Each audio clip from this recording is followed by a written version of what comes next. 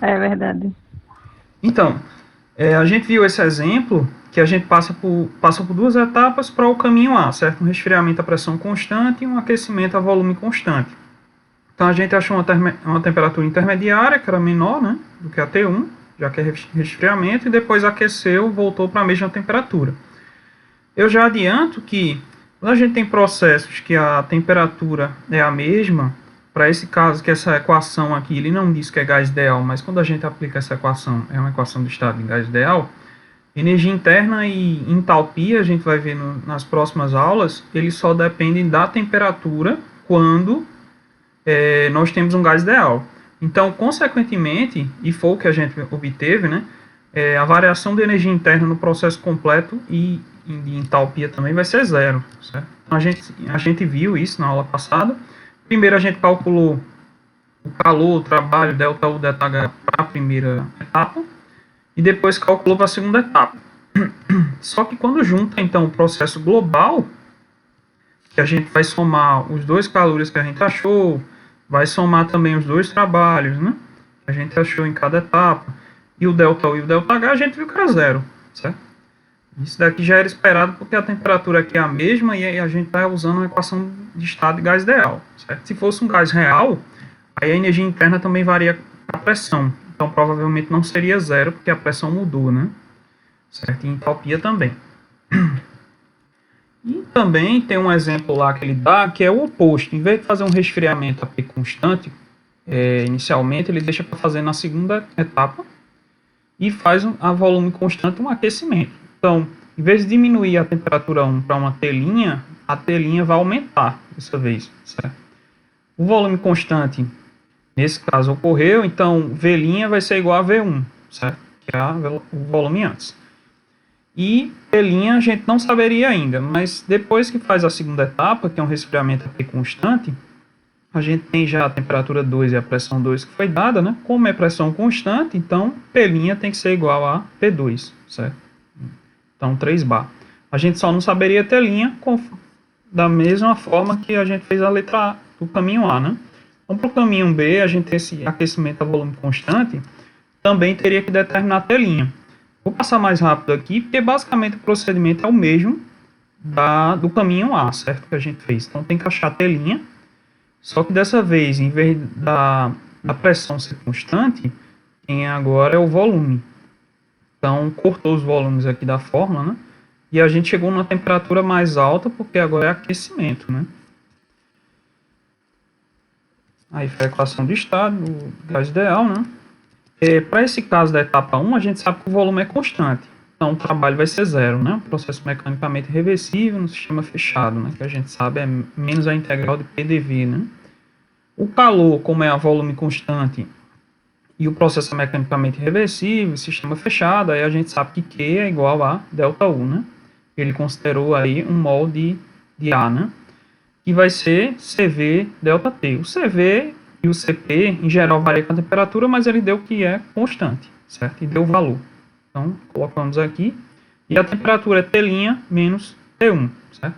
Então, esse valor maior, menos 298,15, chega a esse valor aqui. Para a gente determinar ΔH, a gente já tem Q, ΔU e W. ΔH é ΔU mais ΔPV, certo? Só que como o volume é constante, né, ele sai do delta, né? Então, o ΔU a gente achou, falta achar V, ΔP. Para isso, a gente pode fazer aqui separado se quiser. O volume vai ser o volume V', certo? Que nesse caso foi igual, né, a V1. E o ΔP é justamente P' menos P1, certo? Então, a gente achou esse valor aqui de V, ΔP, e vai somar com esse valor de ΔH aqui, que eu acho que tem alguma casa errada aqui. Eu acho que aqui é ponto, certo? Não é vírgula, não, é 12.394. Aí quando junta, aqui vai dar 17.352. Depois eu vou corrigir, que é quando vai escrever em inglês, português, às vezes eu me confundo. A etapa 2 é a pressão constante, certo? Então, vai seguir a mesma etapa, só que agora o Q vai ser igual a ΔH, certo? Porque é processo mecanicamente reversível, sistema fechado e pressão constante. Cp também é constante, que vai aparecer do ΔH, ΔT. O Cp a gente tem, né? O ΔT vai ser T2 menos T', certo? Então vai dar negativo, porque essa temperatura aqui é maior do que T2, certo? O trabalho, a gente vai fazer menos integral de P dV, só que pressão é constante, sai da integral. Então, integrando dV fica ΔV, certo? A pressão, como é constante, então P' é igual a P2, a gente vai usar 3 vezes 10 a quinta Pascal, que aqui está em bar, passar para Pascal, e ΔV vai ser o volume 2 menos o volume linha, certo? Então a gente achou esse valor de trabalho aqui. Como a gente já tem ΔH, a gente pode calcular ΔU usando essa fórmula invertida. Só que, claro, o V vai estar dentro do delta aqui. Então, ΔU é igual a ΔH menos ΔPV. Como a pressão é constante, sai do delta. ΔH a gente já achou que é 17.352, negativo, né? Mais P ΔV, que é menos P ΔV. A gente poderia calcular, mas já tem um trabalho aqui, né? Então a gente sabe que é a mesma fórmula, né? 4.958, quando a gente soma, chega nesse valor negativo. Para o processo global, a gente somaria. Então, etapa 1 e etapa 2, o calor. Então, soma os dois valores, um positivo e um negativo. Então, o sistema está liberando calor, perdendo calor para, então, fazer essas mudanças até manter a mesma temperatura. Trabalho vai ser adicionado da vizinhança sobre o sistema. O primeiro foi zero, porque o volume é constante, etapa 1. E outra vez, como eu falei, né, já que a gente tem gás ideal, não é dito no problema, mas a equação já se subentende que é gás ideal, e a gente vai ver nas próximas aulas, e essa equação é aplicada a gás ideal. Como temos temperaturas iniciais e finais, não necessariamente são constantes, mas já que U e H é função de estado, e nesse caso, como o gás ideal só depende da temperatura, então a temperatura inicial e final sendo iguais, a variação deles tem que ser zero, certo? Tranquilo. Então, a gente vai começar agora a parte de balanços de massa e energia em sistemas abertos, que é a parte principal, vamos dizer assim, da primeira lei para um engenheiro químico, principalmente quem trabalha em indústria, né? Então, a gente vai se basear outra vez nas leis da conservação da massa e da energia, e a gente sabe que elas se aplicam a todos os processos. Basicamente, a gente só tinha aplicado a conservação da energia, porque num processo fechado, que foi o que a gente trabalhou, não tinha massa entrando nem massa saindo, né? Então, para o caso de a gente aplicar essas ambas conservações, essas duas leis, a gente tanto aplica sistema aberto como fechado. Claro que os mais importantes são os sistemas abertos, né? Porque aí a gente vai ter massa entrando e saindo. Aqui no fechado, a gente ia ter que a quantidade de massa é constante dentro do sistema, certo? Para o sistema aberto, não. Então, a gente vai ter essa diferença. Então, o sistema fechado ele é um caso particular de sistema aberto. Então, antes da gente estudar isso, eu vou mostrar algumas definições também depois sobre sistema e volume de controle, mas a gente precisa ter em mente medidas de escoamentos. Então, isso aqui é bem simples, a gente sabe que número de mols é massa sobre massa molar, e se a gente colocar como vazão, que é quando tem esse pontinho aqui, vazão da corrente, escoando, então a gente tem vazão máxima, igual a vazão, a massa molar vezes a vazão molar. Essa outra fórmula aqui, vem justamente que é a vazão volumétrica, certo? Por exemplo, metro cúbico por segundo, no SI, é a velocidade média do fluido, por exemplo, se a gente tem uma tubulação, porque a gente tem um perfil de temperatura na tubulação, onde a velocidade, quase sempre, se o fluido for newtoniano, que vocês vão ver isso em mecânica dos fluidos, a velocidade é máxima no centro do tubo, né? Se o tubo tiver uma seção transversal constante ao redor do decorrer do tubo, e vai ser zero nas paredes, que é justamente a condição de não deslizamento, certo? Se a parede estiver parada, é claro, né? Então, só que a gente usa em termodinâmica aqui para facilitar, vai usar uma velocidade média, certo? Que seria tirar uma média de todas essas velocidades, certo? Então, é velocidade vezes a área. Então, se a gente verificar isso metro por segundo, metro quadrado dá metro cúbico por segundo, vazão volumétrica. Outras equações que a gente pode utilizar é que vazão máxima, né? é a densidade do fluido, a velocidade média, vezes a área. Então, a gente tem aqui quilograma por metro cúbico, metro por segundo e metro quadrado. Se você fizer todos os cortes e unidades aqui, você vai chegar em quilograma por segundo, ou grama por segundo, grama por minuto, assim como você queira trabalhar. A mesma coisa para molar aqui, certo?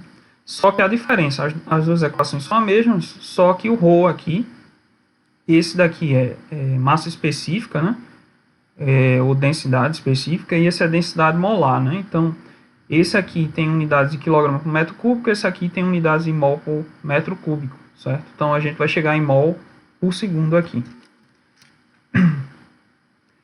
Então, isso aqui é o que eu já falei, né? Que a velocidade é uma grandeza vetorial, mas seu módulo escalar é usado como velocidade média, né? Na corrente, e vai estar se deslocando numa direção normal à área da seção transversal. Por exemplo, se a gente tem um tubo, aqui a área da seção transversal dele vai estar passando perpendicularmente, né, o fluido àquela área da seção transversal. A gente tem um exemplo aqui bem simples.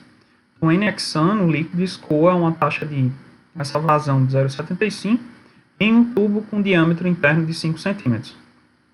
Ele é que determina a vazão volumétrica, molar e a velocidade média, certo? Quais seriam os valores dessas grandezas para a mesma vazão máxima se o diâmetro agora, em vez de ser 5 cm, é 2 cm. Considere para o N-hexano que a densidade dele tem esse valor. Então, pela lógica aqui, a gente já sabe, né, assim, até para quem já fez trabalhos experimentais, que quando você diminui aí, nesse caso, o diâmetro, né, a tendência é que a velocidade aumente, né? Mas vamos calcular logo para o primeiro caso, que é a diâmetro de 5 cm. Ele quer 3, que é a vazão volumétrica, molar e velocidade. Então aqui, a vazão volumétrica, então a gente teria duas equações para usar, mas a gente vai usar com o que a gente tem de dados, né, para poder responder. Então a gente poderia usar essa, U vezes a área, só que a gente não tem a velocidade, que é uma das coisas que ele quer, né? Então tem que combinar com alguma outra equação. Então o que ele deu foi diâmetro, vazão máxima. Então, de certa forma, se a gente usar a equação da vazão máxima, a gente pode resolver, né? Então, vazão máxima, a gente pode usar que é ρ U vezes A, né? Densidade, velocidade e área. E, então, quando a gente combina essas duas equações, né? A gente fica com vazão máxima, né? ρ vezes Q aqui, né? Que substituiria aqui, né? Como eu quero achar que eu já tenho a vazão máxima e ρ, eu passo ρ dividindo aqui, certo? Então, tá, ρ a menos 1 é porque está dividindo a vazão máxima. Então, a vazão máxima é 0,75 kg por segundo e o ρ ele deu, que é 659 kg por metro cúbico. A gente acha, então, a vazão volumétrica. Uma coisa que a gente percebe é que ρ é dependente do fluido, né, a propriedade do fluido, e vazão máxima foi dada aqui, né? E, basicamente, como a vazão máxima vai ser igual tanto para esse caso, de D1 igual a 5 cm, como para D2 igual a 2 cm, então não tem variação na vazão volumétrica devido ao diâmetro, para esse caso. Então, tanto para o caso a 5 cm como a 2, a gente vai ter a mesma vazão volumétrica. Já para a vazão molar, teria várias equações que a gente poderia utilizar, por exemplo, ρUA, que a gente viu antes com densidade molar, mas como a gente não tem velocidade, é mais interessante a gente trabalhar com essa equação da vazão máxima sobre a massa molar. A massa molar do hexano a gente tem, não foi dado, mas a gente poderia pegar em alguma tabela ou calcular, né? Já que hexano tem 6 carbonos, né? CnH2n mais 2, aquela fórmula lá, né, geral, e a gente calcula C6 e a quantidade de hidrogênio. Então, a vazão máxima aqui seria 750. Se eu passar, é claro, para grama por segundo, foi o que eu fiz aqui, para facilitar, porque a gente tem uma... Eu acabei até errando aqui. Na verdade, é a massa molar aqui embaixo. Depois, quando eu for enviar para vocês, eu conserto. E 86,177 gramas por mol. Aí eu passei justamente essa vazão máxima já para grama por segundo, para poder cortar esse grama com grama. E já obtém mol aqui. 8,703 mol por segundo. Outra vez a gente percebe que, já que a vazão máxima é igual para ambos os casos, de diâmetro 5 e 2, e a massa molar é igual, então independe do diâmetro. Já a velocidade, a gente sabe que depende do diâmetro. E vamos ver por quê, né? Então, a gente poderia usar diversas equações, mas a mais simples seria essa. A gente sabe que a velocidade é a vazão volumétrica sobre a área, certo? E nesse caso a gente teria tanto uma área para um diâmetro 1, que coloca πd ao quadrado sobre 4, d1 aqui é 5 centímetros, né? Eu passei para metro, fica 0,05, e eu achei aqui a área 1. Consequentemente, a velocidade e a vazão volumétrica que a gente achou para o caso 1, que é igual para o caso 2, né? E a área que é diferente. A área tem esse valor aqui.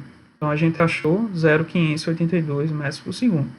Só que agora, ele quer que também calcule para o caso de 2 centímetros, certo? A vazão volumétrica é igual, porque independe do diâmetro. Então, a área nesse caso agora vai diminuir, né? Porque o diâmetro é menor. E nesse caso, a velocidade diminuindo aqui a área faz com que a velocidade aumente. Então, a velocidade é mais do que 6 vezes, né? Ou próximo de 6 vezes maior do que a velocidade em um diâmetro maior. Tranquilo, pessoal? Alguma dúvida? E agora, Não. agora a gente vai entrar na parte de balanço de massa em sistemas abertos. Certo? Então, a gente viu o sistema lá, que é uma quantidade de massa fixa que a gente escolhe como objeto de estudo. Por exemplo, a gente viu aquele caso lá da queda d'água, onde a gente escolheu uma porção de massa de 1 kg no topo da queda d'água. Quando tem a base da queda d'água, a gente tinha a mesma massa de 1 kg que se movimentou, nem entrava massa nem saía. E no curso do rio também. Então, nesse caso, existe uma fronteira, né, que delimita ao sistema da vizinhança, mas não tem fluxo de massa, que a gente não considera, nesse caso, entrando ou saindo. Só que para a gente trabalhar com o sistema aberto, é mais interessante trabalhar com a abordagem de volume de controle, que é um pouco diferente do que seria um sistema. Então, volume de controle, vocês vão ver muitas vezes que eu chamo de VC, alguns livros também. Dessa vez, em vez de ser uma quantidade de massa fixa, é uma quantidade de volume que a gente escolhe, que pode ser fixo ou variável, não necessariamente precisa ser fixo, que a gente escolhe como objeto de estudo, certo? Que agora tem massa entrando e massa saindo. Então, ao redor dela, ao invés de ter uma fronteira, vai ter uma superfície de controle, que é o contorno do volume, certo? Delimitando ele da vizinhança. Então, pode haver, nesse caso, fluxo de massa, de energia e de entropia, que a gente vai ver nas outras aulas. Então, nesse caso, o fluido dentro do volume de controle é o sistema termodinâmico que a gente está considerando. E daí a gente aplica tanto balanço de massa, balanço de energia e balanço de entropia. Eu não tenho aqui, mas eu coloco. Esse aqui, na verdade, não tem no livro da gente, é no livro de Mecânica dos Fluidos, do Fox. Mas é só assim, para vocês terem uma ideia, o porquê da diferença de sistema e vizinhança. Né? Porque o sistema, ele não varia, a massa dele é fixa. Então, por exemplo, aqui no tempo zero, quando a gente tem um fluido escoando em alguma região, uma tubulação, por exemplo, a gente tem aqui que tanto a fronteira do sistema como a superfície do controle no tempo zero, podia ser t igual a zero, elas coincidem, certo? Porque o volume de controle vai ser um volume aqui que a gente escolheu, pode ser fixo ou variável, nesse caso vai ser fixo, e a massa do sistema está aqui contida. Então, o sistema e o volume de controle estão coincidindo nesse tempo t igual a zero, certo? Só que, tendo essa tubulação, a massa de fluido ela vai escoar, certo? Tem uma tubulação aqui. Então, o sistema, depois de um tempo t0 mais ΔT, a massa do sistema vai estar em outra posição, 2, 3 aqui, certo? A massa não vai variar, mas o volume de controle que a gente considerou que era fixo, considera essa área 1 e 2. Então a gente vê que eles não coincidem, certo? Então essa é a diferença de sistema e volume de controle. Interessante trabalhar em volume de controle é porque, nesse caso, como a gente escolheu um volume de controle fixo, tem a massa entrando aqui e tem a massa saindo, certo? Fica mais fácil para trabalhar com o processo de escoamento, tá? Claro que a gente também pode escolher diferentes volumes de controle. Por exemplo, a gente tem um pistão aqui, um cilindro, né, com gás e um peso. Eu posso escolher o volume de controle ser apenas o gás aqui dentro do sistema, ou eu poderia ter considerado o volume de controle todo esse cilindro com peso aqui.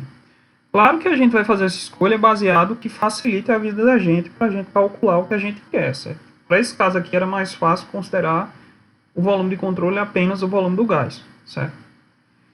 Nesse caso ele coincide com o sistema, né, que a gente botou aqui, sistema, pistão e cilindro. Já aqui que a gente tem um escoamento, é melhor a gente trabalhar com volume de controle. Então, foi definido aqui nessa região azul, onde tem essa tubulação de um fluido entrando nessa seção 1, saindo na seção 2 e 3. Então, foi definido aqui em azul a superfície de controle e o volume, né, que é 3D, está incluído dentro dessa superfície de controle. Então, tem uma vazão mássica entrando e duas vazões máxicas aqui, né, o molar, saindo, M2 e M3, né? Então, tem um volume de controle. Outros tipos de volume de controle que pode aparecer, então, por exemplo, a gente tem um escoamento em um difusor cônico de uma tubulação. Então, está entrando uma vazão mássica aqui e saindo, certo? Para esse caso aqui, vai acontecer, né, que é em regime permanente o escoamento. Ou seja, a vazão mássica que está entrando aqui é igual à vazão mássica que está saindo. Regime permanente, as propriedades do fluido, nesse caso, não dependem do tempo, né? A densidade do fluido, por exemplo, não vai variar com o tempo. A massa dentro do volume de controle não vai mudar, certo? E nesse caso a gente está vendo também que o volume de controle é fixo, certo? A gente escolheu um volume de controle que ele é fixo. Em alguns casos podem variar. Tá travando para vocês aí eu falando, pessoal? Ou não? Para mim não, professor. Tá não, né? Tá, porque meu mouse estava travando aqui e achei que podia estar dando algum problema. Então a gente vê que para esse caso aqui a gente não tem variação de massa, certo? O delta aqui, a vazão mássica que está entrando é igual a que está saindo, então a quantidade de massa que vai estar dentro desse volume de controle é constante, de forma que a variação, né, de massa no volume de controle é zero. Esse outro caso aqui, a gente tem ar sendo bombeado para esse tanque aqui, certo? Então, muito provavelmente o tanque tinha pouco ar ou estava praticamente vácuo e ele começou a injetar ar. Então, aqui a gente escolheu o volume de controle como toda essa região do tanque aqui, porque quando o gás entrar, né, ele se dissipa independente da pressão por toda a região, né? Se fosse um líquido, formaria um nível que ia subindo, né? Mas no caso do gás, ele vai ocupar todo o tanque, então foi mais interessante escolher toda essa região, esse volume do tanque aqui. A gente vê que o volume de controle nesse caso é fixo, certo? Porque a gente escolheu toda essa região aqui, não é deformável.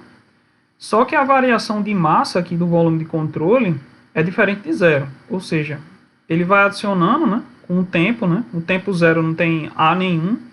Um tempo menor lá, ele aumenta um pouco a massa e depois vai aumentando a quantidade de massa aqui. Então a massa do volume de controle varia, porque a gente não tem massa saindo, né? Uma vazão de saída. Esse outro caso aqui também pode aparecer. A gente tem um ar escoando, por exemplo. Esse caso aqui, a gente tem um fluido, na letra A. Um fluido incompressível. Pode ser, por exemplo, um líquido, né? Então, quando tem um fluido incompressível, a gente sabe lá da mecânica dos fluidos que a densidade é constante, né? Então, para esse caso aqui, a gente tem ar que está escoando. Como ele é um gás, né? Aí ele está aquecendo essa tubulação, a gente vai ter uma variação de densidade aí do gás. De forma que a densidade do gás, dependendo, né? Porque o gás não é igual a um líquido, ele pode diminuir ou aumentar quando aumenta a temperatura, né? Então, a densidade aí vai modificar aqui a densidade, só que para esse caso a gente tem um escoamento em regime permanente, de forma que a vazão mássica aqui na entrada é igual à vazão mássica na saída, certo? A gente vai ver isso mais para frente também. Só que a vazão volumétrica, nesse caso aqui, na entrada, é diferente da vazão volumétrica na saída, certo? Porque a densidade do gás aqui na entrada, que ele está mais frio, é diferente da densidade dele na saída, certo? Então, quando aumenta a temperatura, afeta a densidade do ar, né? Então a massa no volume de controle, apesar disso, ainda é constante, mas o que vai variar é a vazão volumétrica. E o ar ele se expande aqui na saída, né, aumentando a velocidade que o ar está saindo, certo? Então, nesse caso, a gente tem um escoamento não uniforme, porque a velocidade aqui está mais baixa e depois ela aumenta, uma velocidade variável. Esse caso aqui é interessante porque a gente tem, por exemplo, como se fosse um vagão, né, que está se movendo para a direita e tem um líquido aqui que está escoando por essa tubulação menor aqui para o lado esquerdo, né? Então, dessa vez, a gente tem um volume de controle que a gente escolheu como o volume do próprio líquido, diferente desse aqui que a gente escolheu do volume do recipiente, né? E ele é delimitado pelas superfícies físicas aqui na lateral e pelo nível do líquido aqui em cima. E vai ser deformável, porque à medida que a água vai escoando aqui na saída, ele vai diminuindo o nível, certo? Então, o volume de controle nesse caso não é fixo, certo?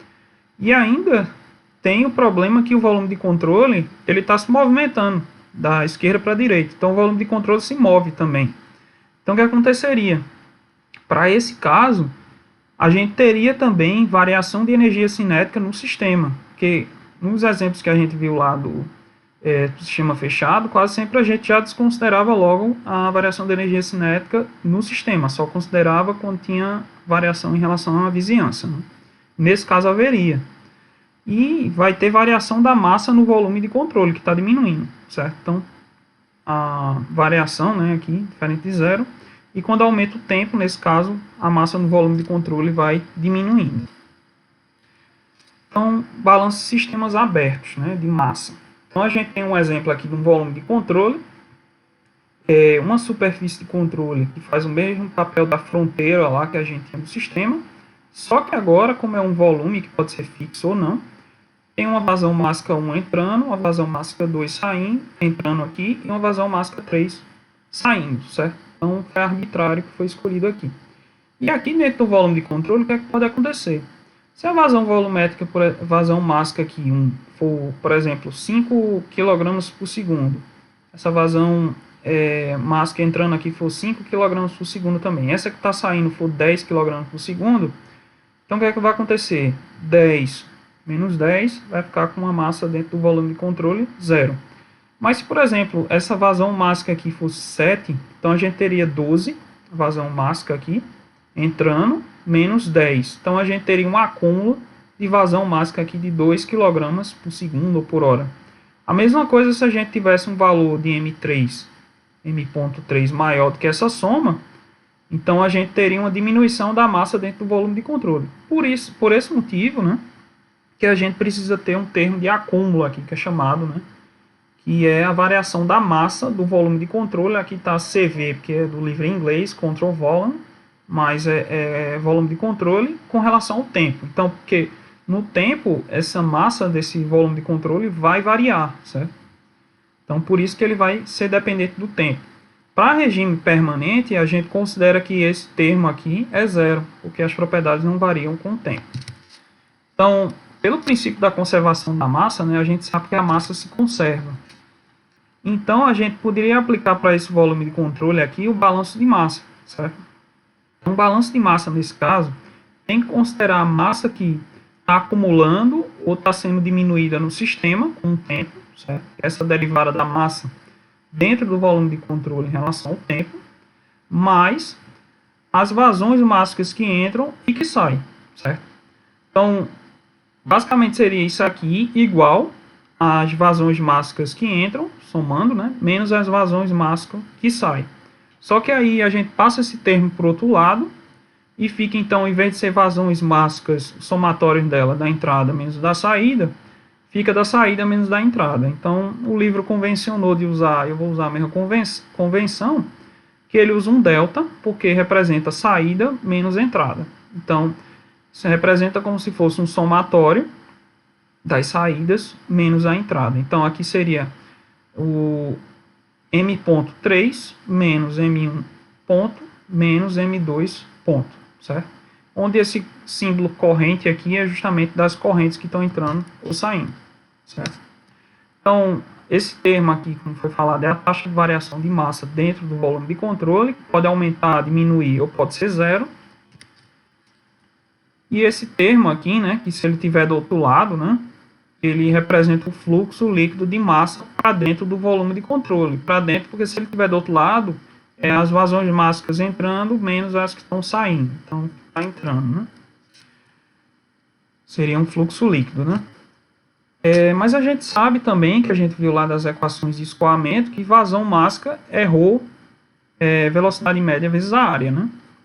Então, a gente pode substituir aqui em vazão mássica das correntes, fica com a mesma equação com ρ U 3A, né? Então, essa equação em mecânica dos fluidos que vocês vão ver é a chamada equação da continuidade, certo? É bem conhecida. E se ρ, por exemplo, for constante, quando a gente tem um escoamento incompressível, por exemplo, que é bem comum para líquidos, a densidade não varia muito, então esse ρ pode sair desse delta, certo? Assim como o ρ que está incluído na massa aqui, porque a massa, a gente sabe que ρ é massa sobre volume, né? Então a gente pode incluir ρ aqui, e o ρ também sairia se for um fluido incompressível. Mas a gente não vai trabalhar muito com isso na termodinâmica. A gente sabe lá do estado estacionário, né? Que as propriedades não variam com o tempo, né?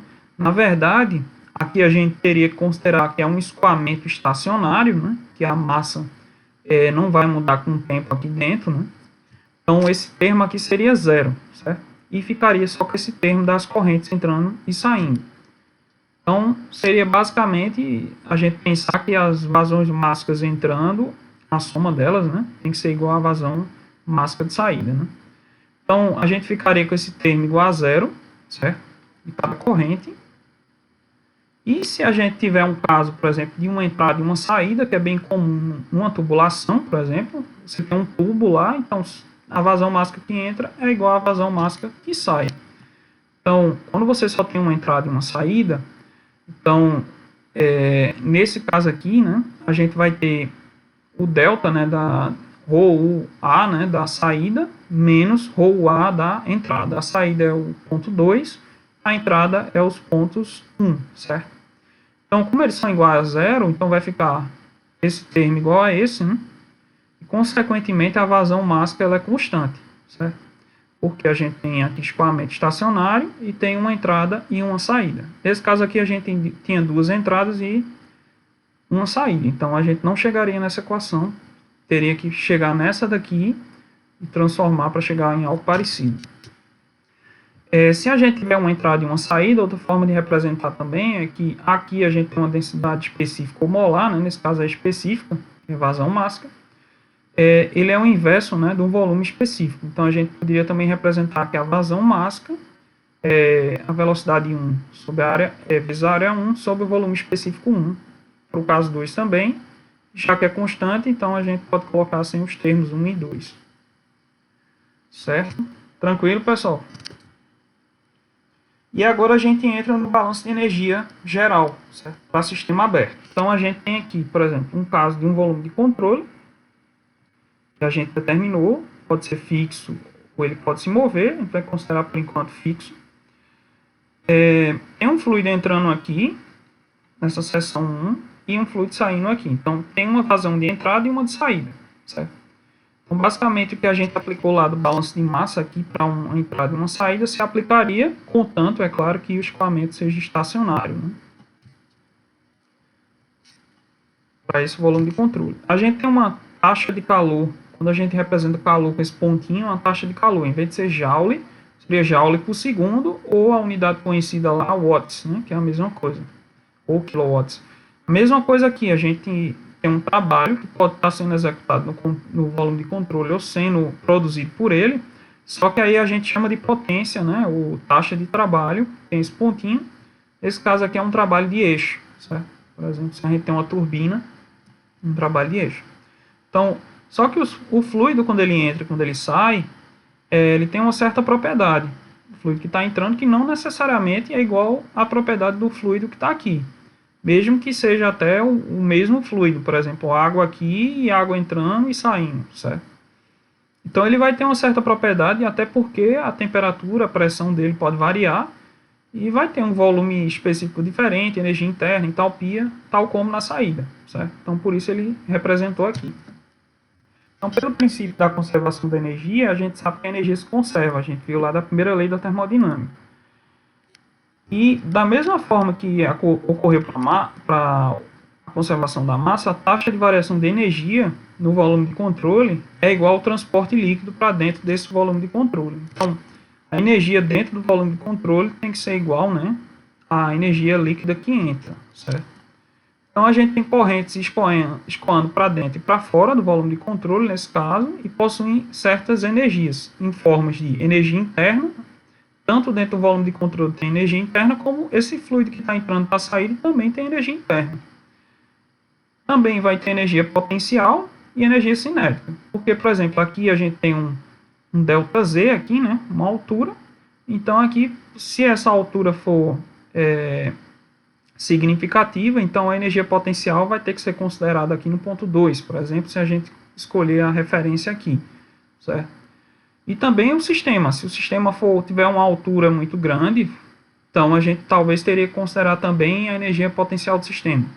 E a energia cinética vai depender da velocidade do escoamento que está entrando aqui, ou a energia cinética do sistema se o volume de controle está se movendo. Também tem isso. Como a gente viu aquele caso lá do vagão do trem que estava se movendo de um ponto da esquerda para a direita. Então, se a gente aplicar o balanço de energia, então basicamente é semelhante ao que a gente viu do balanço de massa. Então a gente tem um termo relacionado à energia no volume de controle, que pode estar aumentando ou diminuindo, acumulando ou reduzindo, né? Porque a gente vai ter uma energia que pode ser zero no início, ou pode já ter um valor, e dependendo da energia que está entrando aqui e que está saindo, se essa energia for maior do que essa, ele vai aumentar a energia aqui no volume de controle, ou se ela for menor aqui e aqui for maior, a energia vai diminuindo. Claro que vai depender também da taxa de calor e da taxa de trabalho que também envolve, certo? Então, basicamente, a gente tem isso aqui seria a parte da energia do volume de controle, como ele está variando com o tempo, certo? Seria D1 total dt, né, no volume de controle, só que o total é uma grandeza extensiva, que é massa vezes energia interna específica. Então, a gente coloca desse jeito. E aqui seria a energia líquida dentro do volume de controle, que é relacionada às correntes de entrada e saída.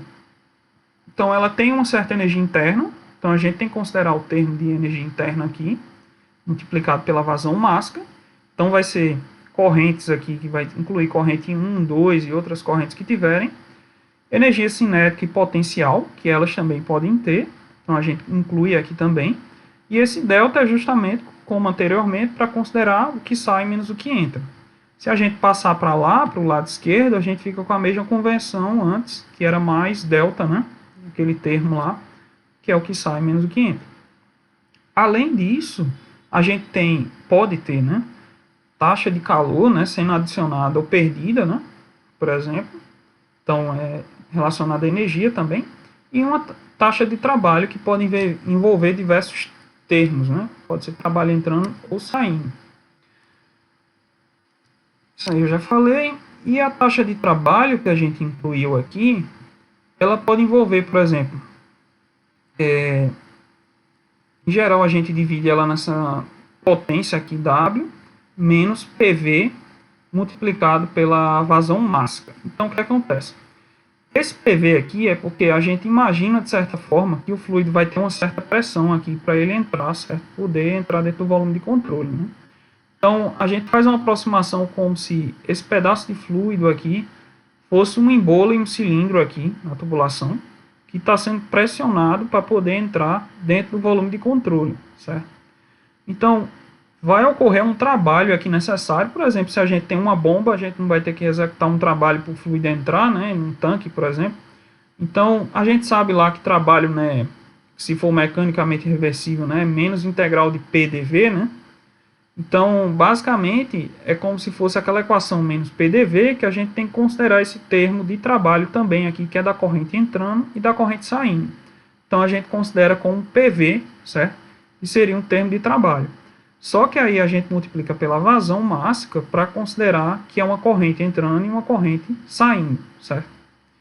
Então, a gente inclui nessa taxa de trabalho uma potência aqui, de trabalho que envolve outros termos, e esse termo de trabalho aqui, que é relacionado como se fosse um embolo em um cilindro, pressionando aqui para o líquido entrar ou sair, certo? Esse outro termo de trabalho aqui, muitas vezes a gente considera zero, em alguns casos só considera o trabalho de eixo. Então ele basicamente pode envolver vários tipos de taxa de trabalho. Então, por exemplo, ele pode ser trabalho de eixo, por exemplo, numa turbina. A turbina produz um certo trabalho para ser usado no motor, por exemplo. Ou, por exemplo, um trabalho de eixo que o compressor precisa para operar, por exemplo. Então, ele vai ter um valor positivo ou negativo, dependendo disso. Pode ter, por exemplo, se o volume de controle estiver expandindo ou contraindo, pode ter uma taxa de trabalho de expansão ou de contração do volume de controle. Pode ter uma taxa de trabalho de cisalhamento. Se a gente tem, por exemplo, uma barra e a gente, por exemplo, exerce uma força nas laterais dela, pode haver um cisalhamento da barra, ou se a gente tem um fluido e aplica uma tensão de cisalhamento. Então, é bem difícil que a gente use esses trabalhos. Quase sempre a gente usa só o trabalho de eixo, certo?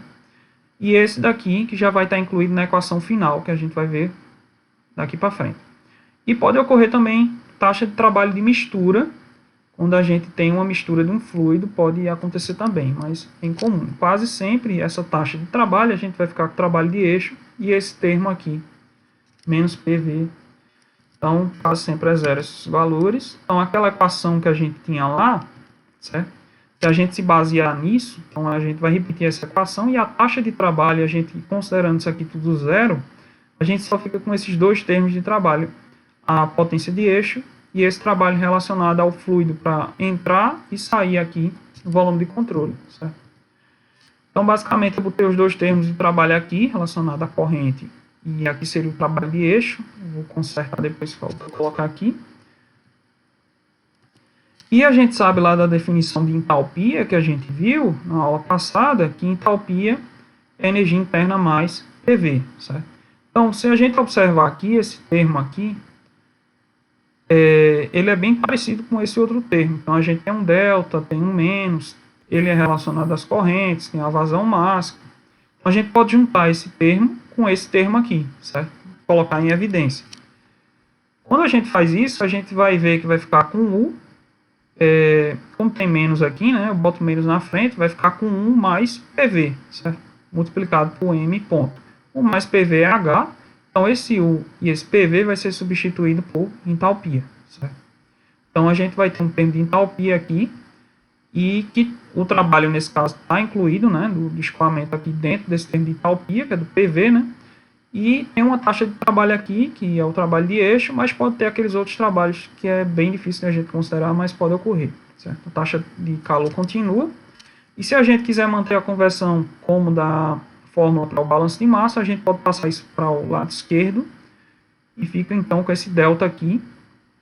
Diferentemente da equação do balanço de massa, a gente tinha que a equação, né, era igual a zero. Nesse caso agora, como é de balanço de energia, tem a taxa de calor e de trabalho também que é executado, que pode incluir trabalho de eixo, de mistura, expansão, contração, entre outros, certo? Então, a gente tem tanto termo de energia cinética como energia potencial aqui das correntes. Poderia ter também um termo de energia potencial e energia cinética aqui, porque o volume de controle poderia estar se movendo ou estar se movendo de uma altura para outra, ou se movendo de um ponto a outro. Só que quase sempre é imóvel, por isso que a gente não incluiu aqui, mas poderia ter, certo? Depende do problema. Então, o trabalho a gente tinha visto que inclui todos esses trabalhos aí, mas a gente quase sempre considera trabalho de eixo. Aqui é só a mesma coisa que eu falei, né? Que esse termo aqui, que é relacionado ao volume de controle, ele poderia ser usado, esse termo aqui, que seria a energia do sistema, inclui tanto energia interna, cinética e energia potencial aqui do volume de controle. Mas a gente vai considerar nos problemas da gente, que a gente não vai pegar um volume de controle se movendo, é só energia interna aqui no volume de controle. Então, essa equação ela é aplicada com volume de controle com centro de massa estacionário, que é justamente para que não tenha aqui o U seja zero, né, o delta U, né, e o delta ZG também, né. A velocidade média, a gente sabe lá de fluidos, quando a gente tem um escoamento completamente desenvolvido, né, num tubo, por exemplo, que para o caso de escoamento laminar, né, que é a baixas velocidades, a gente tem que a energia cinética ela é proporcional ao U ao quadrado, velocidade média ao quadrado. Já para o escoamento turbulento, que é o mais comum que a gente encontra na indústria, essa velocidade, né, energia cinética, ela é proporcional a U ao quadrado dividido por 2. Então, por esse motivo que a gente considera aqui, né, a energia cinética como U quadrado dividido por 2, porque energia cinética em escoamento turbulento é mais comum na indústria e nos problemas que a gente tem, né? Se a gente tiver energia cinética potencial desprezível, as correntes, né, estiver entrando com velocidade baixa e não tiver variação de altura, então a gente elimina esses dois termos aqui. Certo? E a gente fica então com a variação da energia interna aí no volume de controle, as vazões, a energia, né, que está entrando devido às vazões de entrada e saída, né, com entalpia, taxa de calor e a taxa de trabalho. Certo? Então seria um caso particular do balanço de energia geral. A gente tem um exemplo aqui, mostra que a equação 2.29, que a gente viu agora, ela vai chegar na equação do balanço de sistema fechado. Então ela se reduz à equação 2.3, que é aquela equação que a gente viu ΔU E mais W, eu acho. Essa aqui. Que a gente viu no início, certo? ΔU total. Então, que é para aplicado a um sistema fechado, né? Então, se a gente tem aquela equação 2.29 e a gente tem um sistema fechado, o que acontece? Que não está entrando nem massa, nem saindo. Então, a vazão mássica, nesse caso, é zero. Tanto de entrada como de saída.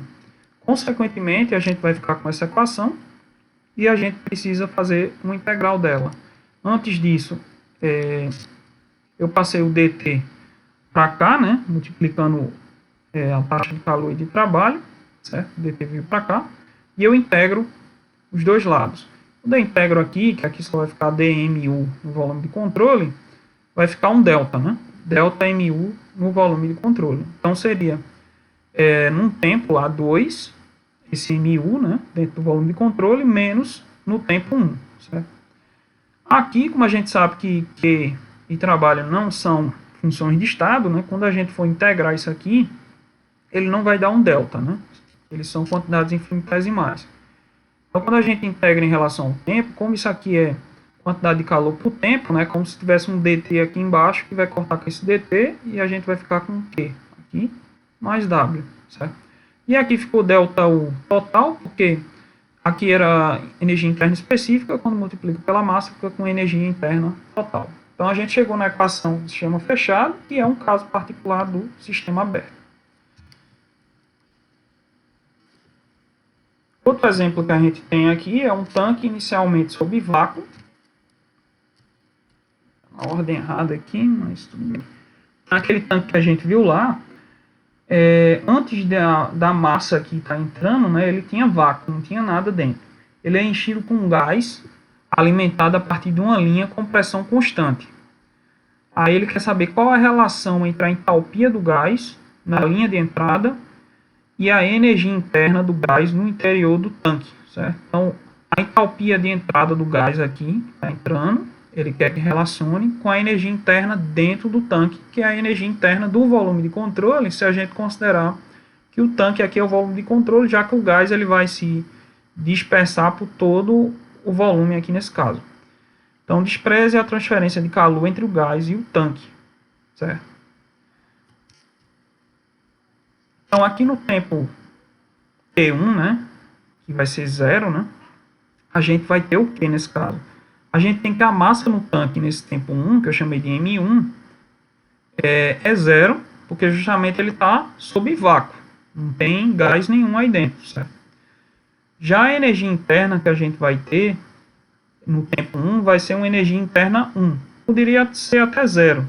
Mas, como a gente sabe, né, energia interna é uma coisa já mais complicada, a gente não pode definir que um valor, sim, a variação, né, ΔU, que a gente pode dar um valor, e o U a gente não pode definir um valor. Então, eu preferi deixar como um 1 aí, mas poderia ser 0. A gente vai ter, então, iniciar com essa vazão máxima entrando com certa entalpia, aqui seria antes dela estar entrando. E então a gente vai ter uma massa aqui M2 no tempo 2, que antes a gente tinha que a massa 1 era 0, porque tinha vácuo. E agora vai ter uma energia interna, que é o fluido que entrou aqui, o gás, né? Um certo tempo 2. Então a gente basicamente escolheu o volume de controle como tanque, né, definido aí em vermelho. Algumas considerações que a gente vai fazer para poder então relacionar essa entalpia com a energia interna é que a taxa de trabalho que a gente viu que incluía diversos termos, como a gente não tem, por exemplo, uma turbina, um compressor ou algo parecido que esteja realizando um trabalho de eixo, esse termo aqui vai ser zero. A gente não tem expansão do volume de controle ou contração, ele é fixo, né? Então aqui é zero também. Não tem trabalho de cisalhamento, porque não está fazendo cisalhamento no volume de controle, nem nas correntes que estão entrando. E está desconsiderando também a taxa de trabalho de mistura. Então a taxa de trabalho total aí vai ser zero. A gente também está considerando que a energia cinética e potencial são desprezíveis, ou seja, a velocidade que está entrando aqui é muito pequena, certo? E também a altura desse tanque não é muito grande. A transferência de calor, que ele falou aqui, né, entre o gás e o tanque, é desprezível, então a taxa de calor é zero, certo? Então, quando a gente aplica lá o balanço de energia, né, eu já tinha cortado aqui as energias cinéticas e potenciais, para diminuir aqui o problema, mas aí a gente cortaria também, né? Ele disse que a taxa de calor entre o tanque e o gás é zero, né? Então, considerei zero aqui. E a taxa de trabalho também é zero, porque ele não falou nada de algum trabalho que está acontecendo. Como ele quer que relacione essa entalpia de entrada com a energia interna, né? Então, vai ter que aparecer em algum termo aqui, né? Então, como a gente não tem como saber que o escoamento está ocorrendo em estado estacionário, então a gente não pode desconsiderar esse termo em relação ao tempo, né? E a gente viu até que no tempo zero vai ser de uma forma e no tempo T2 aí, né? A gente vai ter uma quantidade de massa e vai ter uma energia interna 2. Então a gente fica, repete esse termo aqui, né? O volume de controle, como é o tanque, eu substituí aqui, mas poderia deixar como volume de controle. E esse delta aqui, é as vazões de massas que estão saindo menos a que está entrando. Como não tem vazão mássica saindo, o termo de vazão mássica saindo é zero. Só tem um termo de uma vazão mássica entrando, certo? Então, como é vazão mássica saindo menos da entrada, então fica negativo aqui porque só tem da entrada, certo? Então é vazão mássica de entrada, M ponto linha, vezes a entalpia da corrente de entrada, que eu chamei de H', certo? Que é igual a zero. Eu quero relacionar ela com esse U, de certa forma. Aí, para poder facilitar de eu conseguir destrinchar esse termo, né, porque eu não sei se o escoamento é estacionário ou se é estado estacionário, eu vou para o balanço de massa que a gente viu, certo? Então, o balanço de massa lá, a gente viu que era esse termo aqui, né, mais o delta, né, da vazão mássica, né, das correntes igual a zero, né? Como a gente só tem a vazão mássica da entrada, né, a gente vai chegar a se usar aquela equação que a vazão mássica da entrada é igual a taxa de variação, né, da massa do volume de controle, né, que é o tanque, com o tempo, certo? Então a gente chegou nisso. Então, com isso aqui, a gente pode substituir aqui, no lugar desse dmu t do tanque, ou substituir aqui, certo? O que eu vou fazer, já que aqui teria que usar uma regra da cadeia para ficar mdu dt mais o dm dt, eu vou preferir substituir esse valor aqui como dm do tanque dt para facilitar. Então, eu repito isso aqui, menos H', dm do tanque dt igual a zero, certo? Continuando, eu agora vou multiplicar por dt para eliminar esse dt aqui, e vou fazer uma integral, certo? Então, quando integra aqui, vai ficar delta mu do tanque, né? Que vai ser o mu final menos o inicial, que é no tempo 2 e no tempo 1, já que nesse caso é um processo transiente. Vocês sabem que processo transiente é aquele quando ele varia com o tempo, certo? Ele está variando de um tempo 1 para um tempo 2, menos H', que a gente repete, e a gente vai integrar isso aqui também, dm do tanque. Então fica um delta m do tanque, que é a massa do tanque 2, né, menos a massa do tanque 1, que a gente sabe que a massa do tanque no tempo T1, né, é zero, né, se a gente for colocar aqui. Então a gente vai destrinchar agora, certo? Então, a massa 2, que é a massa do tanque no tempo 2, vezes o 2, que é no tempo 2, menos M1, vezes o 1. Então, aqui é no tempo 2, no tempo 1. Isso aqui a gente passa para lá, fica a galinha, M2 menos M1, que é no tempo 2, tempo 1. Como a gente sabe que M1 no tempo 1 é zero, porque está sob vácuo lá, né? Isso não tem gás nenhum. Então, M1 eu posso eliminar aqui, certo? Então, M1 aqui vai ser 0 e M1 aqui também vai ser 0. Então, eu fico com M2U2 igual a galinha M2, certo? Como M2 é igual a M2, eu tenho a relação, então, que a energia interna no tempo 2, seria o 2, é igual à entalpia da corrente de entrada, certo? Então, isso se a gente não considerar nenhuma perda viscosa aí, que provavelmente ia fazer que isso não fosse igual. Tranquilo, pessoal? Deu para entender? Agora Tranquilo, professor. vai começar a complicar as coisas, né? Não vai ser tão fácil como antes. Tem outro exemplo aqui, vou ver rapidamente. Então, a gente tem um tanque para água quente, isolado para o ambiente. Então, isolado para o ambiente, a gente já fica ligado, né? Que nesse caso não vai ter taxa de calor, né? Vindo da vizinhança, né? Só que ele é aquecido eletricamente, que seria então interno, né? O aquecimento. E ele contém então 190 kg de água líquida a 60 graus dentro dele já. Quando uma interrupção da energia ocorre, se a água for retirada do tanque a uma taxa constante, então a gente tem um tempo zero aqui, não tem nenhuma massa entrando, vazão mássica nem saindo, certo? Ele está no tanque lá 190 kg de água, a massa do volume de controle, a 60 graus. Aí, de repente, o aquecimento que estava tendo aqui com um aquecedor elétrico, ele é interrompido. E a água começa a ser retirada do tanque, uma certa vazão máxima aqui, a uma taxa constante em M ponto, de 0,2 kg por segundo. Em quanto tempo, ele quer saber o tempo agora, então a gente tem outra vez um problema transiente. Quanto tempo a temperatura da água no tanque irá cair de 60 graus, que era inicial, para 35. Então ele vai estar tirando a água aqui. Mas ele ainda quer que admita que a água fria está sendo alimentada no tanque aqui na entrada a 10 graus. Certo? Então, além dele estar diminuindo a temperatura por estar retirando aqui a água, ele também está adicionando água fria para esfriar mais rápido até atingir os 35 graus que ele quer. Então, ele quer saber qual o tempo que ele vai atingir essa temperatura. Ele pede para considerar as perdas para o ambiente sejam desprezíveis e para a água líquida ele quer que considere que CP é igual a CV é igual a C. A gente viu lá, né, capacidade calorífica da pressão constante, volume constante, e esse outro capacidade calorífica que é dependente do processo, que era igual a dQ e dt, né? Ele está dizendo então que eles são iguais e constantes, porque eles independem de T e P.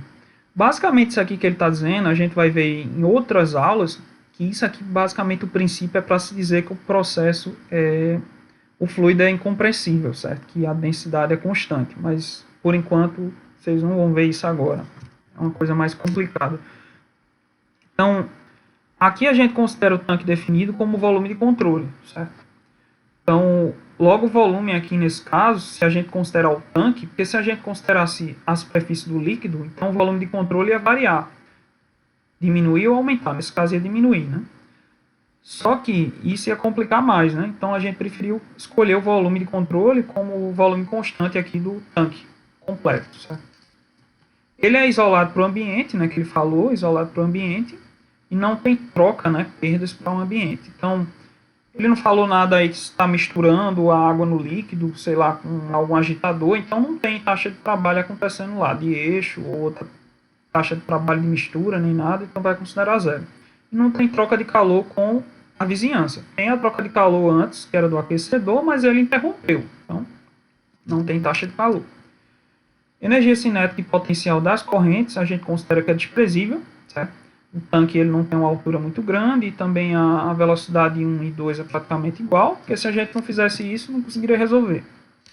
O volume de controle, como a gente viu, é fixo, né, que a gente escolheu. Consequentemente, e também não está se movendo, né, então a energia cinética potencial do volume de controle também é desprezível, ele não está se movimentando. A gente considera que a mistura é ideal, né? Até porque a taxa de trabalho vai ser zero de mistura, né? No interior do tanque. E isso aqui, para quem já pagou o cálculo de reatores, sabe que significa o quê? Que a concentração, assim como a temperatura, né? Quando a gente tem uma mistura ideal, né? Ou mistura perfeita, a temperatura ou a concentração dentro do tanque vai ser igual à concentração e à temperatura que está saindo, certo? Que não necessariamente teria que ser igual. Então, essa temperatura no volume de controle, que é igual a T, vai ser igual à temperatura de saída. Se a mistura não fosse perfeita, então a temperatura não seria uniforme aqui, teriam valores diferentes e também seria diferente da saída. A gente está fazendo essa consideração já para facilitar. Além disso, a gente viu lá, né, do balanço de massa, que quando a gente só tem uma entrada e uma saída, né, e se a gente tem então, se a gente tem só uma entrada e uma saída, aqui a gente está considerando que a vazão máxima, porque foi a única que ele deu, foi a de saída, certo? Que é esse valor. E ele não deu a vazão máxima de entrada. Então, a gente está considerando aqui que a vazão máxima de entrada é igual a de saída, certo? Porque senão a gente não conseguiria resolver o problema, porque era para ele ter dado, na verdade, a vazão de entrada, e ele não deu, certo? Então, consequentemente, a gente tem uma vazão máxima aí constante de entrada e de saída, certo?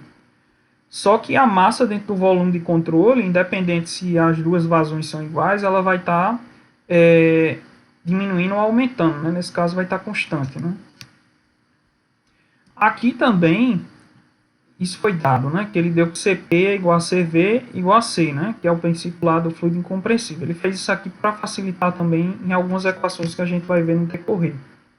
Então, a gente aplicando um balanço de energia aqui, já que o processo transiente vai de um tempo zero para um tempo t, então esse termo aqui, que é relacionado ao termo transiente, a gente não vai poder zerar ele, por enquanto, certo? Então, já desconsiderei as energias cinéticas e potenciais aqui, né, que a gente viu que era desprezível, né? E a taxa de calor a gente viu que é isolada para o ambiente, né, e a taxa de trabalho também não vai existir. Então, a gente ficou com essa equação aqui. Só que, como a gente viu que a vazão máxima de entrada é igual à vazão máxima de saída, então a massa dentro do volume de controle vai ser a mesma, tanto no tempo zero como no tempo t, certo? Se essa vazão máxima fosse diferente, fosse menor, então essa massa no volume de controle estaria diminuindo com o tempo. Se ela fosse maior, estaria aumentando com o tempo. Só que, como a gente considerou igual a da entrada e da saída, a massa no volume de controle tem que ser igual em todos os tempos, certo? Então, como ela é igual, a gente pode tirar ela da derivada, certo? Então, tirou da derivada para facilitar, ficou com du dt. E aqui a gente tem que considerar as correntes, certo? Como a vazão máxima a gente viu que é constante, né, na entrada e na saída são iguais, né? Então, a gente também pode tirar aqui do delta, certo? A vazão máxima.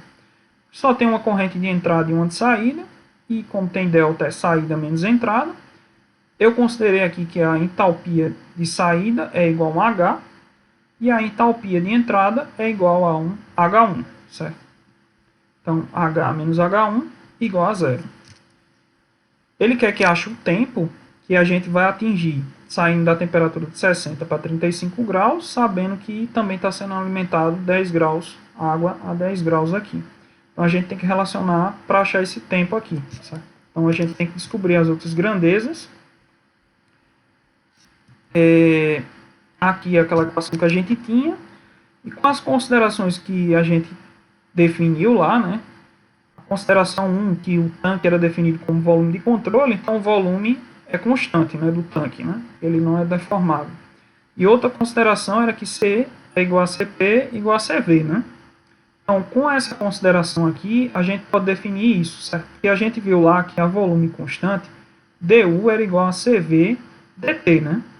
Mas como CV é igual a C, então a gente pode substituir CV por C, certo? E a gente pode dividir por dt se a gente quiser. Eu estou dividindo por dt porque na equação que a gente tem du dt. Então a gente precisaria que essa equação tivesse dt aqui embaixo. É por isso que eu dividi aqui, certo? E a gente também precisa descobrir o que é H menos H1, né? Porque a gente precisa descobrir o tempo, então a gente não sabe o que é isso aqui. Então, para isso, a gente também usa aquela outra equação, baseada nessa de energia interna, só que para entalpia. Que a gente viu que dH era Cp dt, né? E para variações finitas, a gente tinha que ΔH era CP ΔT. Então, ΔH vai ser o H final menos o H inicial, que é o de saída, H de saída, que é H, menos o de entrada, que é H1, igual a CP, que é igual a C, né, pela consideração da gente, que foi dado no problema, vezes T menos T1, que é a temperatura de saída, menos a da entrada, certo? Então, a gente vai substituir esse H menos H1, que é esse valor aqui, e esse du dt também. Então, a gente tem que MC, né, que é a capacidade, é dt dt, passa esse termo para cá, negativo, né, menos m ponto c t menos t1, que é esse valor aqui. Então, a gente tem que integrar para achar esse tempo, que é o que ele quer. Então, a gente passa o dt, né, rearranja tudo isso, passa esses termos tudo para lá e o dt para cá. Então, a gente fica com dt menos a massa do volume de controle, que é fixa, né, dividido pela vazão mássica de entrada, que é igual a de saída, né, dt, temperatura, menos a de saída, né, menos a da entrada.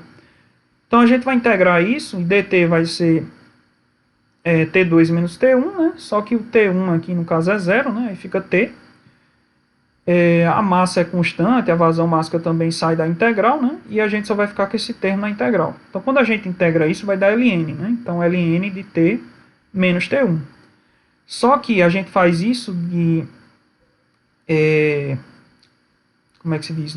No tempo zero e no tempo T, né? Então, porque tem essa condição aqui e essa outra condição. Então, o T menos T1 aqui, no caso, né, é a temperatura, né, no início, né, aliás, no fim, e aqui seria a temperatura no início, quando a gente resolve essa integral, certo? Porque a gente vai ter o tempo inicial na integral e o tempo final, né? Então, aqui entra a temperatura no tempo final e a temperatura no tempo inicial. E essa daqui é constante, né, que é justamente a temperatura da água fria que está entrando, né? Então, a gente tem todos esses valores aí, né? Ele deu que a massa dentro do volume de controle era 190, a gente viu que era constante, né? Então, coloca aqui. A vazão mássica, ele deu de entrada, que a gente considerou igual a de saída, 0,2 kg por segundo, Ln.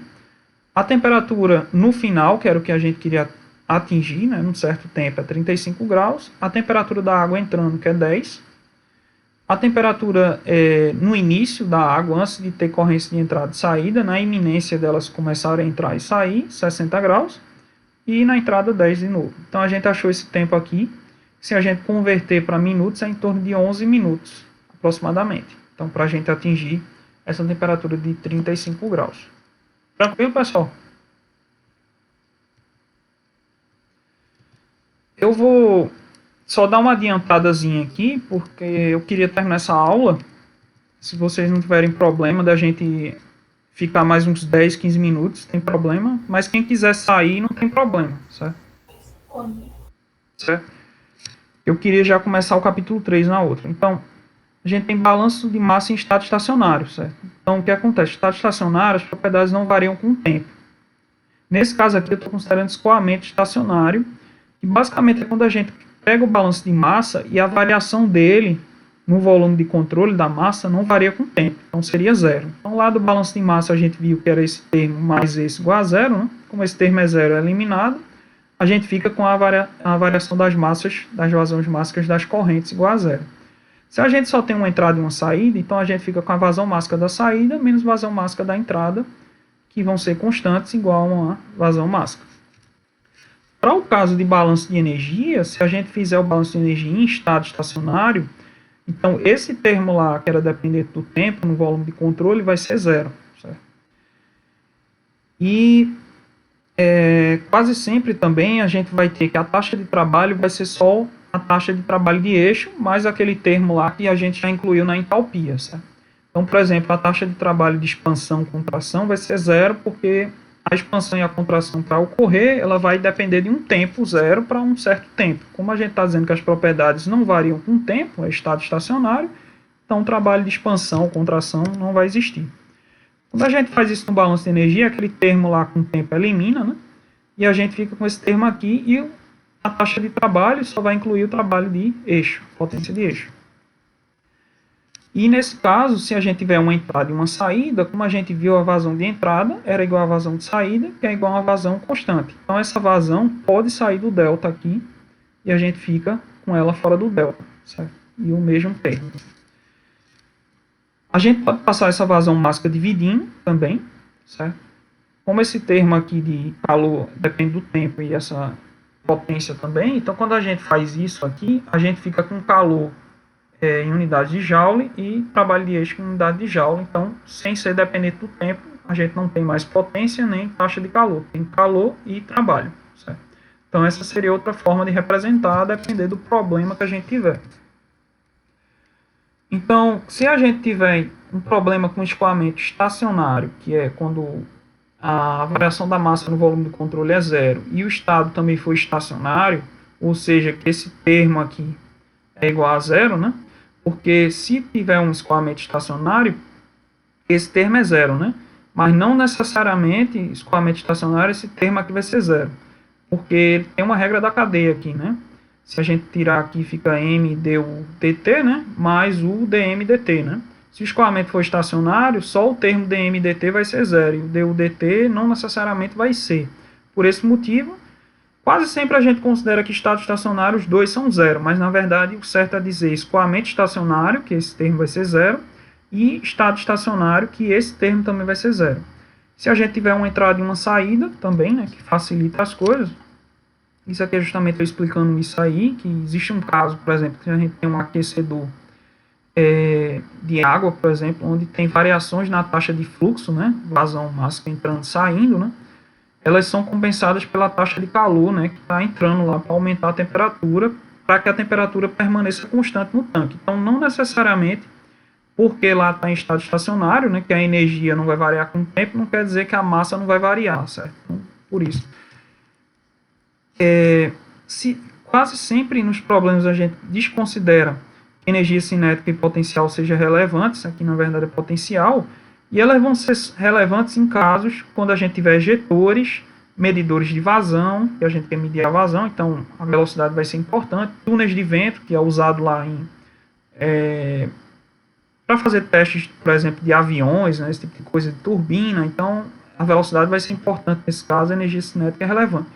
E estações de potência de hidroelétricas, mas na grande maioria dos problemas a gente desconsidera a energia cinética e potencial.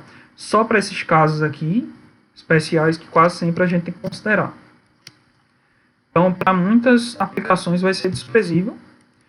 E se eles forem desprezíveis, então a gente ficaria com ΔH, né, igual a Q mais trabalho de expansão de eixo, né? Então, a gente vê que essa equação é bem parecida com aquela do sistema fechado que a gente viu, só que era ΔU total, né? E se fosse para 1 mol, né, seria ΔU, que é o U, energia interna molar. Então, para um balanço de energia para um sistema aberto, quando a gente considera escoamento estacionário e estado estacionário, com a entrada e com a saída, né, como a gente viu, a gente chega numa equação bem parecida para o caso do sistema fechado, certo? Mas esse caso é um sistema aberto, certo? Então, a gente tem um exemplo aqui que é bem utilizado para medição experimental de entalpia, certo? Então, a gente tem aqui um banho termostático, tem uma serpentina, onde um fluido é inserido aqui nessa serpentina e o banho termostático tenta manter a temperatura dele aqui constante. E aí, nessa seção 1, a gente mede aqui, né, a temperatura dele e a propriedade que a gente quer, que seria entalpia, e na saída aqui vai ter um aquecedor, que vai aquecer ele até uma certa temperatura, que a gente vê aqui pelo termômetro, e vê a pressão também com o manômetro, e aí a gente determina qual é essa entalpia nesse ponto 2 aqui, certo? Então, quase sempre nessa seção 1, a gente considera um valor de uma entalpia, vamos dizer assim, a gente adota um valor de uma entalpia para poder calcular a outra, certo? Então, aquelas equações que a gente viu, elas dependem então dos valores de entalpia, né? Como a gente sabe que entalpia é uma função de estado, se a gente calcular entre 1.1 e 1.2 certas variações de temperatura e pressão, a gente sabe que a gente pode usar esses valores, que a gente pode tabelar, né, de entalpia, naquelas temperaturas, para outros cálculos para a mesma substância. Então, a a gente pode organizar em tabelas. Isso é o que tem lá no apêndice F do livro, né, que são as tabelas de vapor. Então, isso aqui é muito utilizado, esse calorímetro de fluxo simples, em medidas de laboratório, né, para medir a entalpia, né. Então, tem um aquecedor elétrico aí, né, imerso, né, um fluido de escoamento. Basicamente, a gente considera que a energia cinética aqui a velocidade nessa seção 2 é praticamente iguais, né? Então, a variação de energia cinética é desprezível, tal como a altura aqui, né, está no mesmo nível, então a variação de energia potencial também é desprezível. Também não vai ter trabalho de eixo aí, a gente não considera, mas vai ter uma quantidade de calor, uma taxa de calor que vem justamente desse aquecedor aqui, que é calculado lá pela potência, a resistência do aquecedor e a corrente elétrica que atravessa ele, né? Então, essas medidas de taxa de transferência de calor e da vazão do fluido que está entrando e está saindo vai ajudar a gente a descobrir esse ΔH entre a seção 2 e a seção 1, certo? Então, quando a gente usa lá aquela equação de balanço de energia, que a gente desprezou considerando lá escoamento estacionário e estado estacionário, né? Então o termo com tempo é eliminado, e a gente considerando isso aqui, a parte de energia cinética potencial também é eliminado, e o termo de trabalho também, a gente só fica com ΔH igual a o calor, certo? Então ΔH é o H no ponto 2, menos H no ponto 1, a gente passando para o outro lado fica com H1. A gente teria que saber H1 ou colocar num valor que a gente determinou, não vai usar aquele valor para todos os cálculos da tabela. Então, por exemplo, se eu estou passando aqui com água líquida e eu quero vaporizar ela, por exemplo, né? E eu poderia botar aqui um banho de gelo aqui, né? Mistura de gelo e água nesse banho termostático para tentar manter a temperatura da água aqui na iminência, né? Ficar próximo a 0 graus antes dela congelar, né? Então eu saberia que, medindo aqui com o termômetro, que na seção 1 a gente tem uma temperatura de 0 graus. E daí a gente tentaria, né, de forma com o calor adicionado que a gente tem aqui, atingir uma temperatura que a gente quer aqui na saída. Então o calor é adicionado à água, né, por esse aquecedor, e a gente vai então arbitrar um valor de entalpia para essa temperatura 0 aqui em graus Celsius. Quase sempre se faz de considerar essa entalpia igual a 0. Não quer dizer que a entalpia da água a 0 graus seja 0. É porque a gente adotou isso. E como a gente viu, a gente quer calcular o ΔH, né? E para esse caso a gente tem que fazer alguma consideração. Então H2 é igual a H1 mais Q. H1 a gente está considerando 0. Então a entalpia 2 aqui que a gente determinaria seria justamente igual à quantidade de calor que está sendo adicionada aqui. Então a gente determinaria H2 e poderia tabelar lá para cada temperatura. Então aumentava a quantidade de calor, a temperatura ia aumentando e a gente ia colocando lá. Claro, mantendo a pressão constante, né? Porque se a pressão variar, também vai variar a entalpia, né? E a partir disso, então, a gente pode tabelar tanto entalpia como outras propriedades, como volume específico e energia interna, porque a gente sabe lá que H é 1 mais PV, né? Então, a energia interna é H menos PV. E a gente também pode determinar a energia interna, assim como outras que a gente vai ver mais para frente, como entropia e energia de Gibbs também. Então, a gente pode fazer tabelas, funções de pressão e temperatura e apresentar essas propriedades termodinâmicas que podem ser usadas para cálculos de calor e trabalho, por exemplo. E a gente tem lá no livro, no apêndice F. Um exemplo rápido, bem fácil ele, tem um calorímetro de fluxo, como a gente viu antes, e ele dá os seguintes dados, onde a água está entrando aqui, né, com a vazão máxima de 4,15 gramas por segundo, a vazão máxima de entrada é igual a de saída, porque o escoamento em estado estacionário, escoamento estacionário em estado estacionário. Ele dá que a temperatura na entrada é 0 graus, porque tem um banho de gelo aqui, e a temperatura que ele atinge aqui na saída depois de aquecer é 300 graus. A pressão 2 ele diz que é 3 bar, e ele fala que a taxa de calor adicionada aqui no aquecedor é de 12.740 watts. A água é completamente vaporizada no processo. Calcule a entalpia do vapor d'água a 300 graus e 3 bar, que é nessa condição a entalpia, com base em H igual a 0 para a água líquida em 0 graus, que foi o que a gente considerou anteriormente. Então, para responder, a gente tem que escolher logo o volume de controle. Então, eu escolhi aqui para facilitar. O volume de controle vai todo o equipamento daqui da seção 1 até a seção 2, certo? Que eu poderia considerar tudo, mas para simplificar, eu vou considerar aqui, que é a vazão máxima que está entrando é aqui e saindo, né?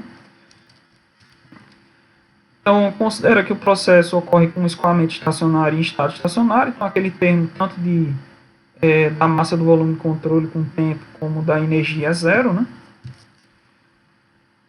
As velocidades são iguais praticamente e também não tem desnível aqui, né? Então a energia potencial e cinética, as variações são desprezíveis, né? O volume de controle é fixo, não está se movendo, né? E também não é deformável, né? Então a energia cinética potencial do volume de controle é desprezível, não tem trabalho de eixo, não tem nenhuma turbina agindo aí ou algo parecido. E a vazão máxima de entrada é igual a de saída. Por quê? Porque quando a gente usa isso aqui no balanço de massa, a gente fica com uma saída e uma entrada e vai acabar caindo nessa equação. E a última é que H1, como ele deu, né, na temperatura de 0 graus, é igual a zero, consideração que a gente fez. Então, com todas as considerações, vai chegar naquela equação anterior. Então, para simplificar, eu já coloquei aqui. E já que ele quer justamente a entalpia do vapor d'água, então H2 é igual à quantidade de calor. Certo? Então, simplesmente isso.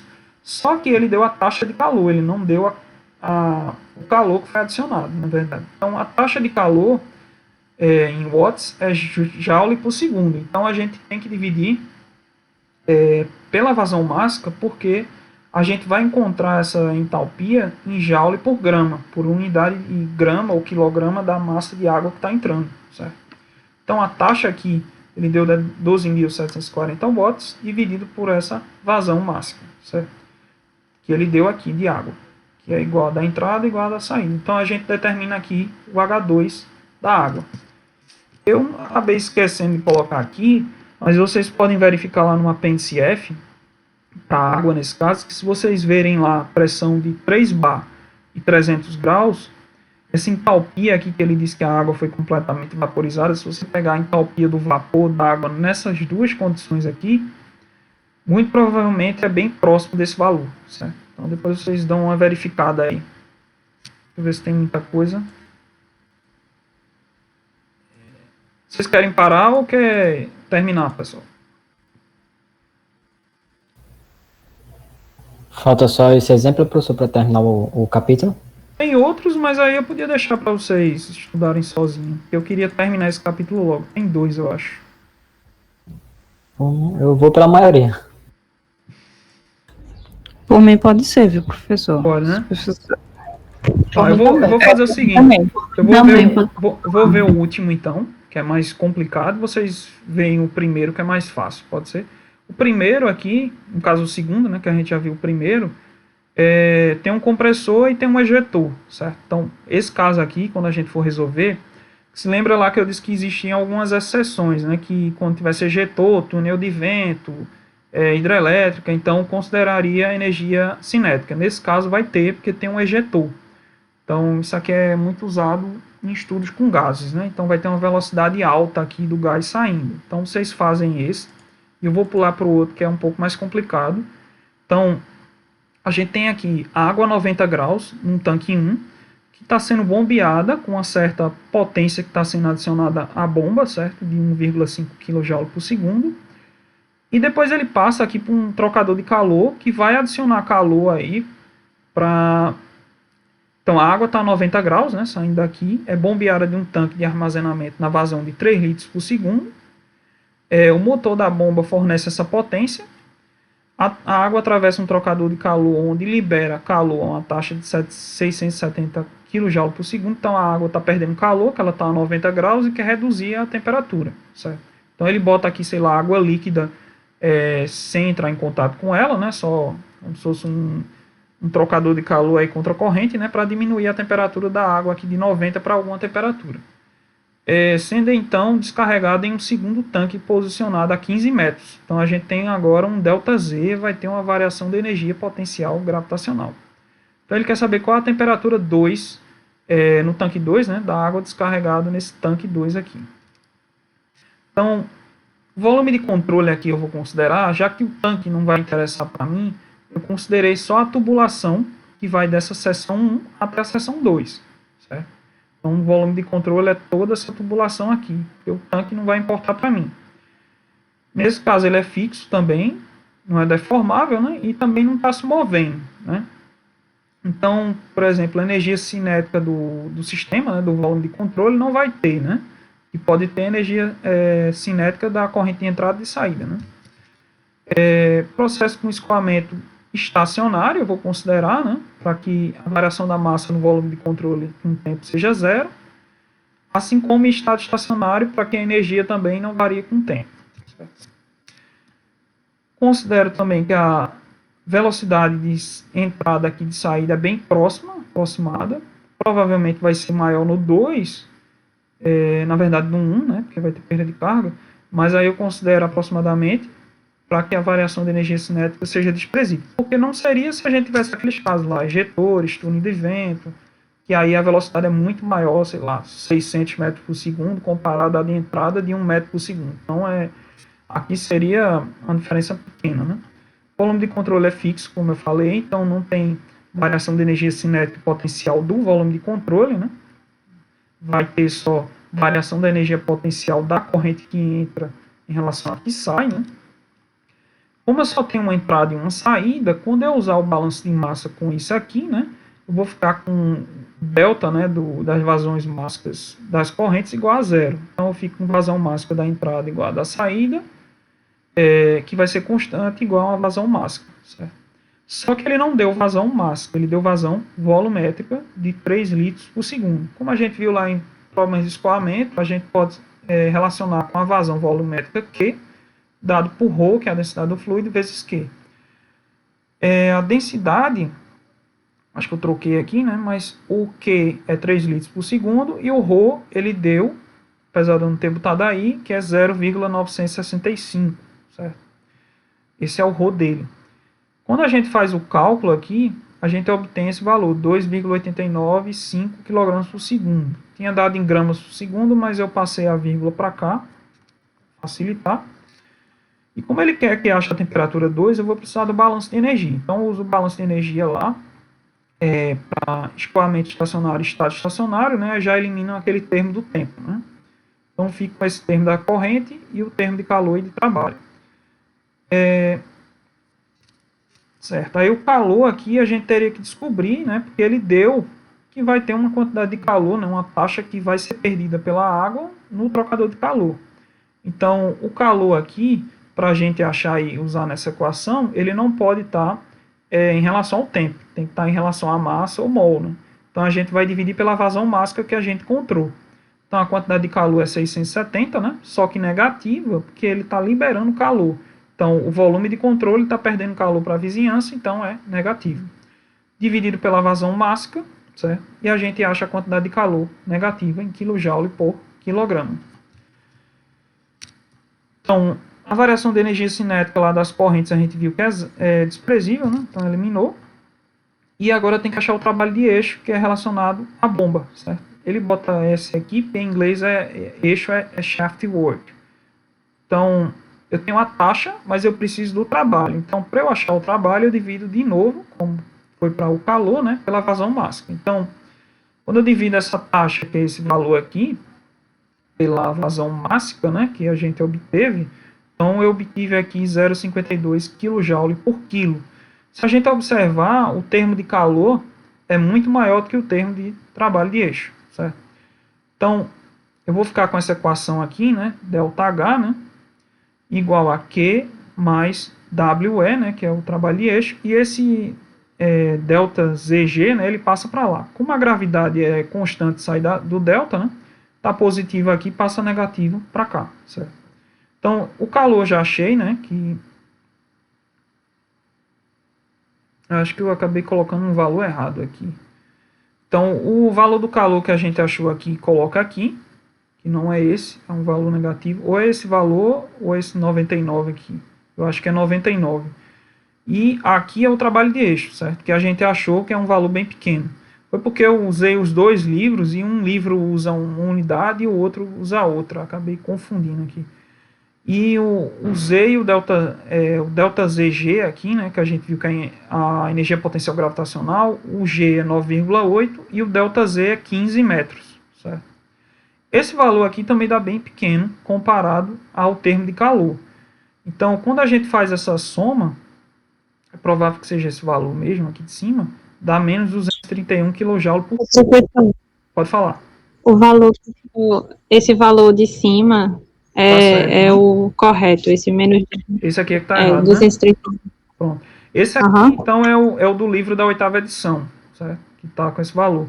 Porque o livro da 7ª edição, eu estava usando ele antes, mas ele usa unidades inglesas. Aí depois eu vi que tinha em unidades SI, aí resolvi trocar e acabei esquecendo de dar aqui. Aí vocês trocam aqui, esse valor também tem que trocar, é 0,52, e esse aqui eu acho que está certo. Só que o valor final aqui está correto. Então a gente vê que praticamente a entalpia, né, variação de entalpia aqui, foi praticamente o valor do calor, porque justamente o trabalho de eixo e a variação de energia potencial gravitacional foi muito pequena para influir. Se esse ΔZ fosse muito maior, aí tudo bem, ele poderia influir mais. Mas, então, praticamente a gente poderia até eliminar esses dois termos e considerar que ΔH é igual a Q. É basicamente o que a gente faz em considerar alguns termos como desprezíveis, quando a gente vê que ele não vai influir muito. Mas como ele quer a temperatura 2, a gente não terminou ainda, certo? Ele só deu a temperatura 1, que é nessa seção aqui, e ele quer saber que temperatura ele vai atingir aqui. Então, como é vapor d'água, é água líquida, na verdade, a 90 graus Celsius, e ele não deu a entalpia, a gente pode ir lá na tabela de vapor saturado para encontrar esse valor da entalpia. Então, vou mostrar aqui como é que encontra. Lá no apêndice F do livro, tem essas tabelas aqui, certo? Apêndice E, na verdade. Porque no livro a 8ª edição é apêndice E, no livro 7ª edição é apêndice F, se eu não estou enganado. Então, 90 graus Celsius, aqui você vai lá na tabela de vapor de água, e se você for procurar aqui, a entalpia tem do líquido saturado, do vapor saturado e de vaporização. A que a gente está usando é que a água está como líquido, então a entalpia, nesse caso a 90 graus, é esse valor 373,9, e tem uma unidade lá que eu esqueci de colocar aqui, que ele tem no início da tabela, que nesse caso é kJ por quilograma, certo? Então esse valor eu peguei lá da tabela com a temperatura que ele deu, tranquilo? Rapidinho, se tivesse a mais de 100, a gente não usaria ela líquida não, usaria já Isso. vapor da água. Isso. E vapor, né? Se fosse mais... Isso, e depende da pressão, né? Também, porque se a pressão tivesse mais alta, né? Poderia ser que mesmo a 100 graus ou acima de 100, que ela ainda tivesse como líquido, certo?